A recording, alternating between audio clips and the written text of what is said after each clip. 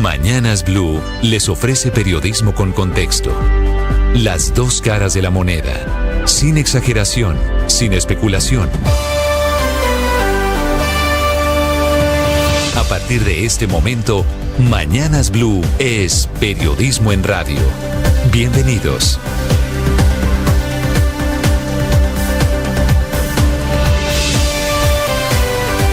Bienvenidos, buenos días, son las 6 de la mañana en punto. Como siempre los saludamos desde Mañanas Blue, hoy viernes 27 de diciembre con la información, con el análisis, con la opinión. Amanecemos con dos noticias urgentes en el mundo. La primera de ellas tiene que ver con un nuevo ataque de bombardeos israelíes en Yemen, en Oriente Medio. Uno de esos ataques estuvo a punto de causar la muerte del director de la Organización Mundial de la Salud, que estaba abordando un vuelo sobre uno de los aeropuertos de ese país. Hablo de Yemen, que causó 2 personas muertas y que a esta hora mantiene de nuevo bajo mucha tensión la situación política y la situación de orden público en Oriente Medio. Ya les vamos a contar detalles de este bombardeo. Son 12 ataques en total ordenados por el primer ministro israelí Benjamín Netanyahu. Y también hay noticia en el mundo que tiene que ver con el hallazgo de las cajas negras del avión de la línea aérea Azerbaiyán Airlines, que se estrelló el pasado miércoles en Kazajistán. Según información de Ucrania, según reportes de diferentes países, incluso de las autoridades kazajas, habría resultado en este accidente luego de haber sido alcanzado por metralla de un misil tierra-aire lanzado por Rusia muy cerca de la ciudad de Grozny. Amanecemos con dos noticias, como les digo, del mundo, que tienen que ver con los dos conflictos que, cerrando este año 2024, permanecen como una de las grandes preocupaciones globales y que será uno de los grandes temas que abordará el presidente de Estados Unidos, Donald Trump, a partir del próximo 20 de enero. En Colombia amanecemos comienzo de fin de semana lluvioso en Bogotá y en otras zonas del país. Llovió toda la noche y además hay una emergencia en Usme, en el sur de la capital.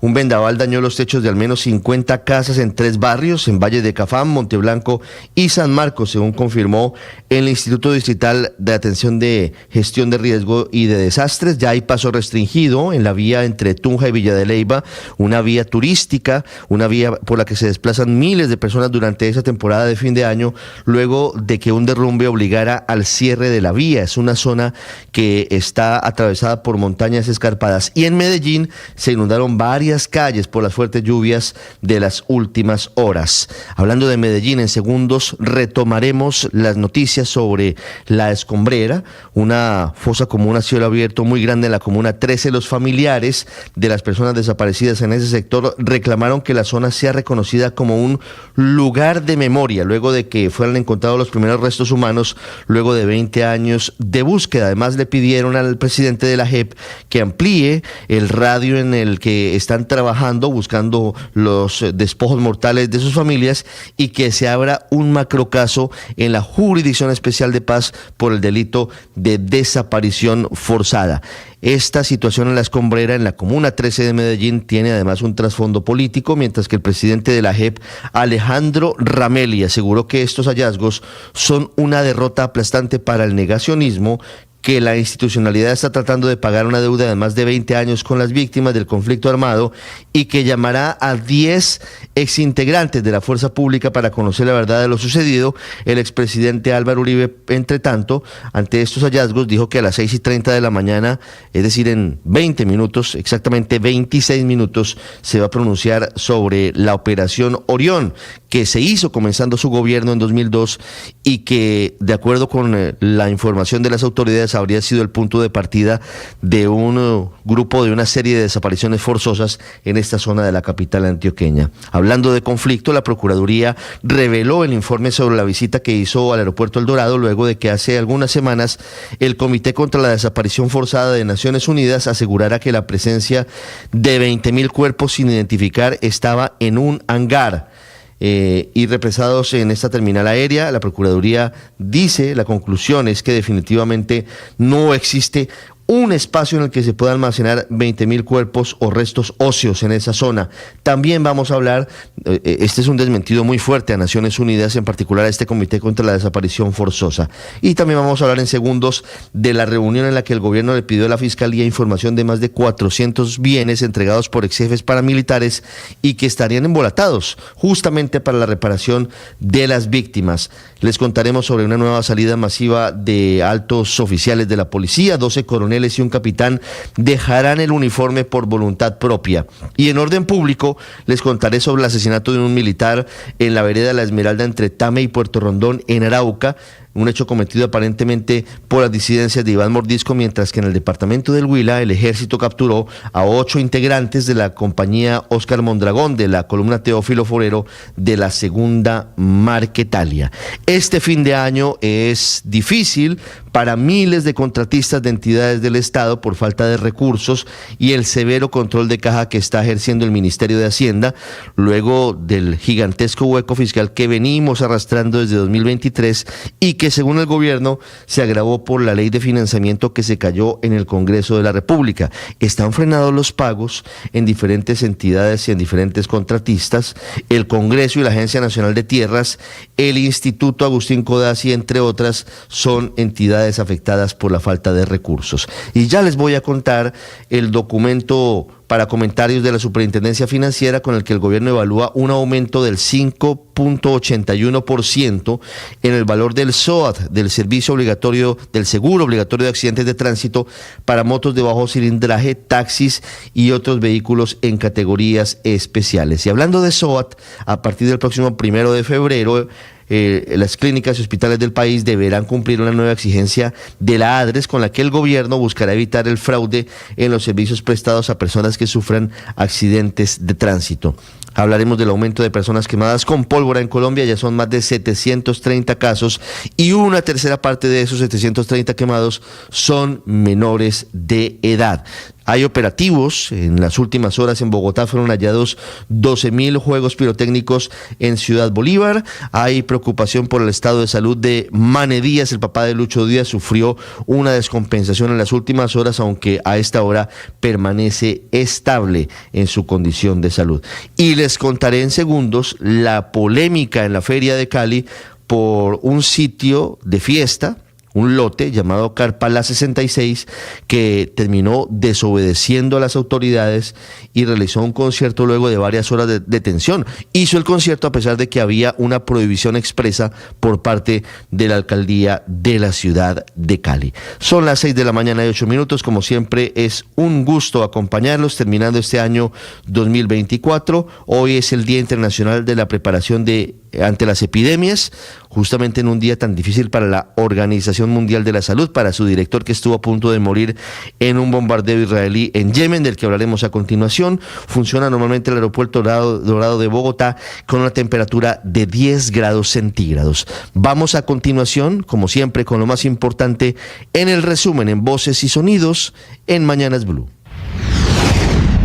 Todavía queda mucho por descubrir, muchas familias que necesitan respuestas y un país entero que debe enfrentar su pasado con valentía y con verdadero sentido de cambio. En Medellín, víctimas del conflicto le pidieron a la JEP abrir un macro caso por crimen de desaparición forzada en La Escombrera. Desde el 18 de diciembre, la Defensoría del Pueblo y la Unidad de Búsqueda de Personas Dadas por Desaparecidas hallaron restos de las que serían 3 personas. Habla Alejandro Ramelli, presidente de la JEP. La Jurisdicción Especial para la Paz no tiene víctimas de primera y segunda categoría.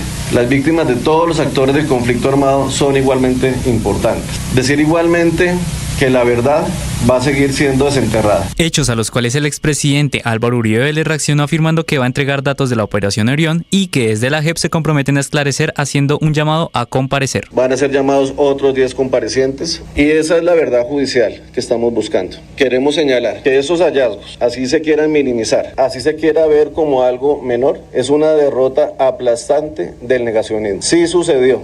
Más de 400 bienes entregados por exparamilitares para reparar a sus víctimas víctimas no aparecen. La Unidad para las Víctimas le pidió a la Fiscalía investigar lo que pasó con ellos. Habla Lilia Solano, directora de la Unidad para las Víctimas. Una comunicación a la Fiscalía con preguntas sobre dónde están los bienes, especialmente aquellos que requieren extinción de dominio para poder surtir el tránsito de que sean entregados o monetizados para las víctimas.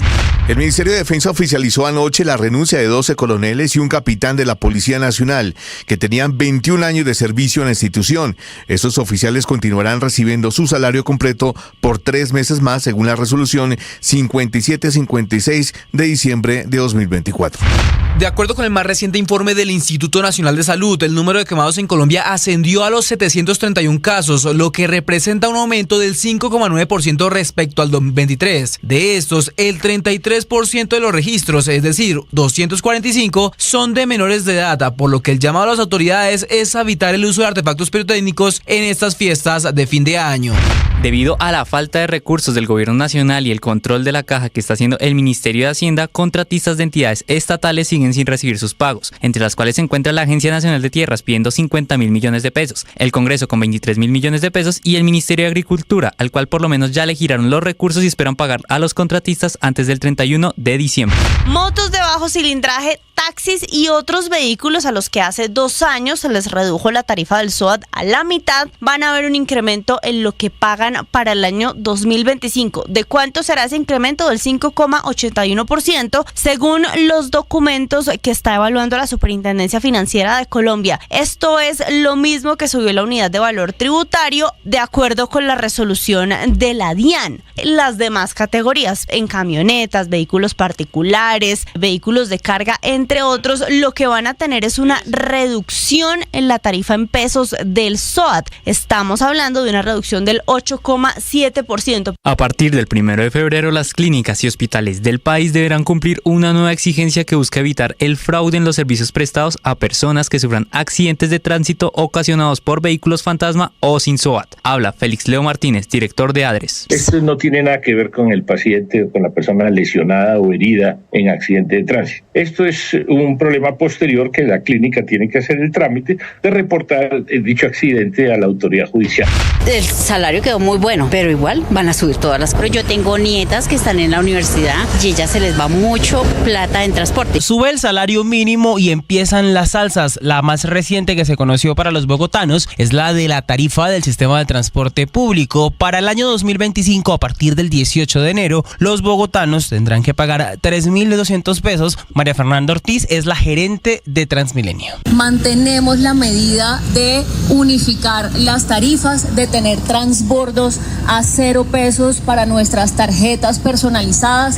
Luna, la llama que se desplomó en la Plaza de Bolívar este miércoles, fue rescatada. Junto a ella, otra llama llamada Princesa también fue alejada de su dueño, el cual, según el Instituto Distrital de Protección y Bienestar Animal, estaba en pésimas condiciones. Habla la directora del instituto, María Martín Leyes. No es que porque este caso se hizo viral, nosotros actuamos. Dentro de la misionalidad del instituto está de que de manera periódica y regular nosotros realizamos toda clase de visitas a los animales que manejamos en el instituto.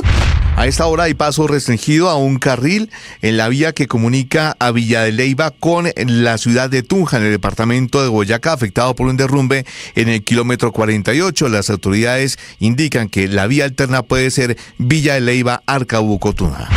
Luis Manuel Díaz, padre del futbolista Lucho Díaz, fue trasladado desde su casa en Barrancas, en el sur de La Guajira, hasta el hospital de ese municipio debido a un intenso dolor en el pecho. Fue acompañado por varios de sus familiares. Hablamos con Carlos Parodi, gerente del hospital de Barrancas. Llega un estado, llega un poco sí, inestable, con cifras tensionales elevadas, desaturado, y se procede enseguida, inmediato, a hacerle todos los paraclínicos, a estabilizarlo.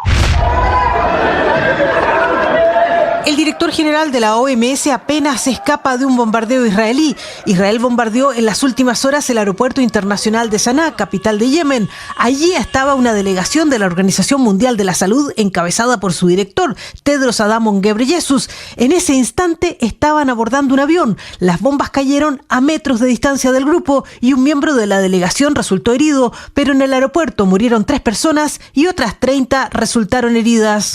Lleva puesto John Durán, a Fabian Schär le pisa el glúteo, le pisa la cola.